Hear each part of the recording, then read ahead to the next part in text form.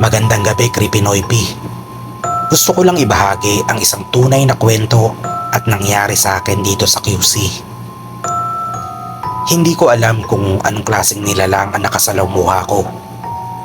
Pero isa lang ang sigurado, hindi na ako titira ulit sa isang murang kondo.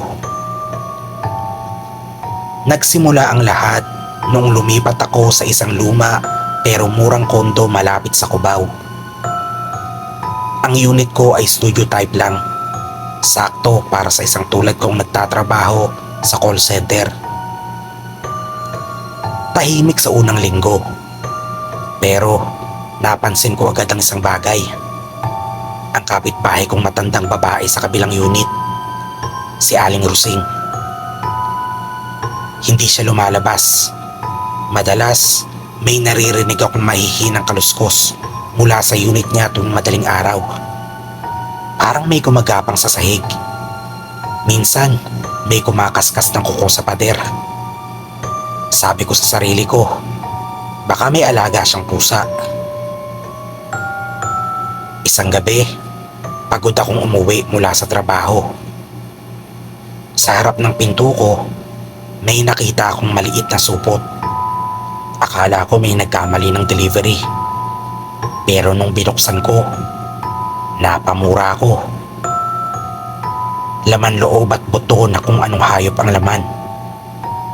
Dali-dali kong tinapon ito at kinabukasan, tinanong ko ang guard tungkol kay Aling Rusing.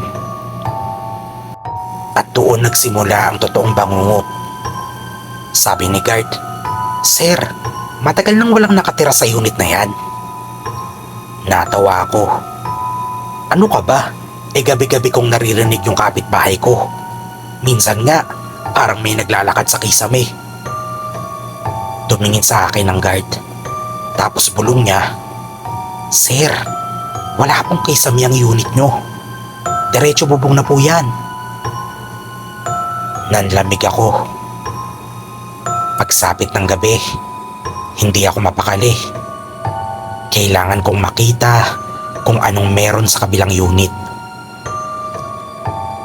Dahan-dahan akong lumapit sa pintuan ni Aling Rusing at sumilip sa peephole. Wala akong nakita. Puro dilim lang. Pero nang papalayo na ako, biglang may dumilat na dalawang mata sa loob. Mapula. Nakatitig sa akin. Parang na-freeze ako sa takot. Napaatras ako at patakbong bumalik sa unit ko. Nilak ko lahat ng pinto at bintana. Pero nung nilingon ko ang bintana, napamura uli ako. Nandoon si Aling Rusing sa labas, kahit nasa 8th floor ako. Nakadikit siya sa salamin, nakangiti. Tapos biglang sumitsit, sabay bulong, "Huwag kang maingay, iho. Baka marinig ka nila." At sa likod ko, may malamig na hininga akong naramdaman. Hanggang ngayon, hindi ko pa rin alam kung ano ang nangyari sa gabing yun. Ilang araw matapos ang insidenteng yun, agad akong lumipat ng kondo. Pero may nagsabi sa akin na kahit wala na ako ron, may naririnig pa rin silang kaluskos sa unit ko. Parang may gumagapang sa sahig at may kumakaskas na kuko sa pader. Maraming salamat, Creepy Noipy. Sana may makapagpaliwanag kung anong klaseng nilalang si Aling Rusing.